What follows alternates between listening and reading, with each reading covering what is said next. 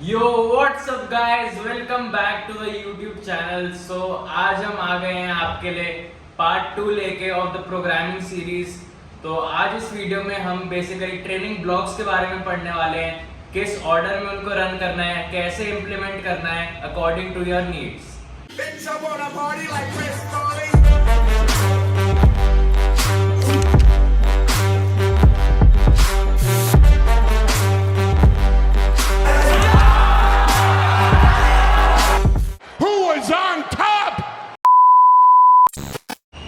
तो ये video mainly strength athletes के लिए है जिनको अपना 1 rep max स्ट्रेंथ इंक्रीज करना है। तो इस प्रोग्राम को आप एंड्योरेंस वगैरह के लिए यूज ना करें क्योंकि इसमें उसका रिजल्ट नहीं आएगा। तो हमारा ट्रेनिंग ब्लॉक्स का जो ऑर्डर होगा वो कुछ ऐसा होगा।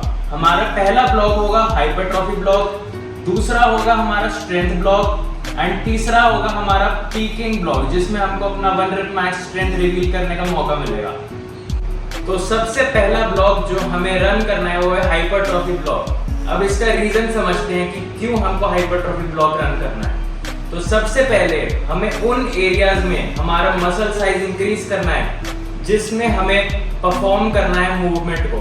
फॉर एग्जांपल अगर हम डिप की बात करते हैं तो यहाँ पर हमें बेसिकली 3 एरियाज में मसल चाहिए। पहला चेस्ट, दूसरा शोल्डर्स एंड तीसरा हमारा ट्राइसेप।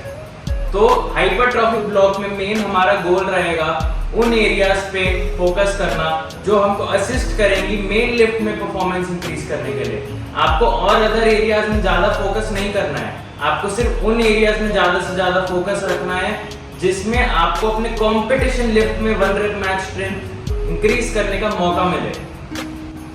तो इस ब्लॉक में आप जो भी मसल गेन करोगे वो आपको हेल्प करेगा आपका 1 rep max इंक्रीज करने के लिए, because a bigger muscle is always a stronger muscle, provided कि आप स्पेसिफिक ट्रेनिंग भी करते हो उस कंपटीशन लिफ्ट के लिए। आप ये नहीं सोच सकते कि मैं अपनी बैक ट्रेन करूंगा लैट पुल डाउन से और मेरा पुल अप बढ़ जाएगा। This is not possible. आपको स्पेसिफिक ट्रेनिंग भी करनी होगी एंड उन्हीं एरियाज में मसल भी डेवलप करना होगा। तो अब हम एक बार रेप रेंज की बात कर लेते हैं। तो हाइपरट्रॉफी ब्लॉक में हमारा जो रेप रेंज रहेगा वो मेनली 6 to 12 रहेगा। वैसे तो स्ट्रेंथ के लिए 6 to 10 तक सही है, लेकिन 12 तक भी आप कभी कभी जा सकते हो। तो अब हम एक बार ड्यूरेशन ऑफ हाइपरट्रॉफी ब्लॉक की बात कर लेते हैं। तो हाइपरट्रॉफी ब्लॉक का ड्यूरेशन थोड़ा सा लंबा रहेगा as compared to strength and peak block. इसका रीजन ये है क्योंकि मसल बिल्ड होने में थोड़ा सा ज्यादा टाइम लगता है और यही फिर मसल आपको आगे असिस्ट करेगा। तो इसका ड्यूरेशन हो सकता है अराउंड 4 to 8 वीक्स का। तो आपको अपनी बॉडी के हिसाब से आपको जितना भी सही लगता है, आपको जितने भी मसल मास की रिक्वायरमेंट है उस हिसाब से आप अपना ड्यूरेशन चूज करोगे। तो इसमें भी आपको शुरू में तो हिट एंड ट्रायल मेथड करके देखना पड़ेगा। शुरू में आप लोअर एंड से शुरू करें, माने 4 वीक्स। तो 4 वीक्स का हाइपरट्रॉफी ब्लॉक चलाएं। उसके बाद देखें कि आपको और हाइपरट्रॉफी की नीड है कि नहीं, आपका उतना मसल आपको लग रहा है कि उतना बिल्ड हुआ है कि नहीं। तो अगर आपको लगता है कि वो कम था तो आप थोड़ा सा इंक्रीज कर सकते हैं, या अगर आपको लगता है आपने थोड़ा ज्यादा कर दिया और आपके सीने से थोड़ा ज्यादा लोड आ गया तो आप उसको थोड़ा कम भी कर सकते हैं। तो अब हम एक छोटा सा कॉन्सेप्ट समझ लेते हैं, rate of perceived exertion, that is RPE।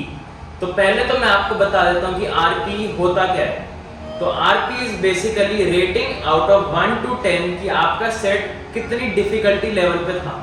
For example अगर मैं एक पुल अप का सेट मार रहा हूँ 7 reps का within reps in reserve of 3, तो बेसिकली मेरा RPE 7 हो गया।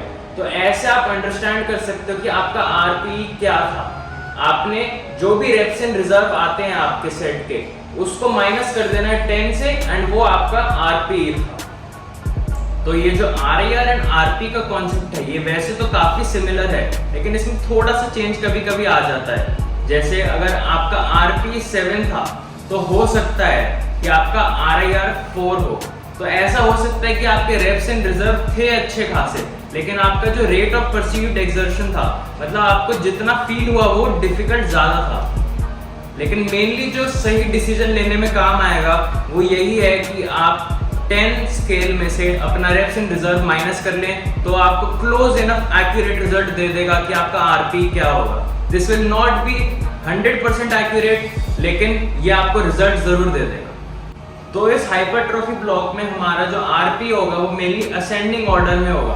तो मैं आपको एक एग्जांपल देता हूँ। अगर आपने 5 वीक्स का हाइपरट्रॉफी ब्लॉक किया तो आरपी आपका यूजुअली ऐसे हो सकता है। Week 1 can be 6 RP, week 2 can be 7, week 3 8, week 4 9 and week 5 10। और अगर आप डिसाइड करते हो कि आपको थोड़ा और लंबा चलाना है ये हाइपरट्रॉफी ब्लॉक, फॉर एग्जांपल अगर आप 8 वीक्स का चला रहे हो तो मैं सजेस्ट करूंगा कि 4 वीक्स ऑफ हाइपरट्रॉफी के बाद आप एक डीलोड वीक लें और फिर बाकी 4 वीक्स का करें। तो अब मैं आपको इसके लिए सजेस्ट करूंगा कि 4 वीक्स ऑफ हाइपरट्रॉफी के बाद आप एक डीलोड वीक लें एंड उसके बाद अपने rest of the 4 weeks complete करें।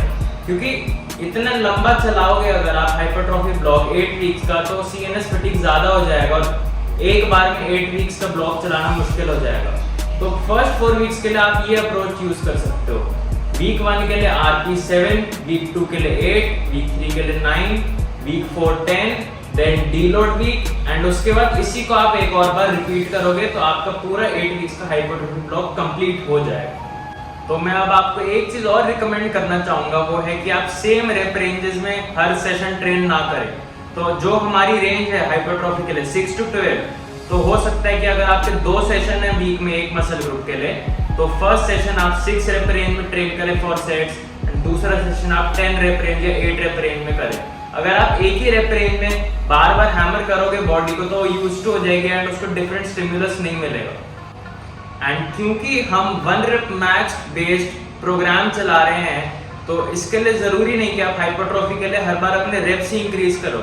आपको जब भी मौका मिलता है वेट भी इंक्रीज करो, क्योंकि जैसे जैसे आप वेट इंक्रीज करोगे लिफ्ट में, फॉर एग्जांपल चलो मैं आपको एक एग्जांपल दे देता हूँ। तो अगर आप 40 kg से 8 रेप्स के सेट कर रहे थे, आपने 4 सेट मारे 8 रेप्स के 40 kg से, तो नेक्स्ट सेशन जब भी आप कर रहे हो तो उसमें आप ट्राई कर सकते हो कि आप 42 kg पे 8 रेप्स के 4 सेट मारो। तो ये in terms of weight progress हो गई।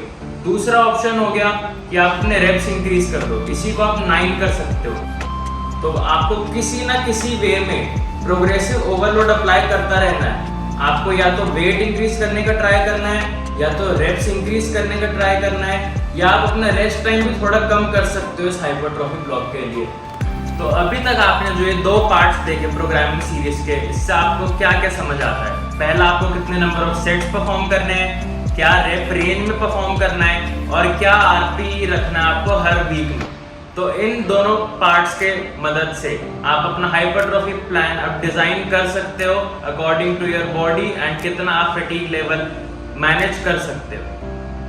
तो नेक्स्ट वीडियो में हमारा स्ट्रेंथ एंड पीक को हम डिस्कस करने वाले हैं एंड उसी के साथ हमारी ये प्रोग्रामिंग सीरीज खत्म होगी। तो इसी के साथ हम आज की वीडियो को एंड करते हैं और तुम्हें पता ही है मैं क्या बोलने वाला हूँ। तो भाई जाओ यार, सब्सक्राइब कर दो, लाइक कर दो, सपोर्ट करो। अच्छा कंटेंट देते रहेंगे हम ताकि हम आपके लिए और वीडियोस ला सकें। तो मिलते हैं हम आपसे नेक्स्ट वीडियो में।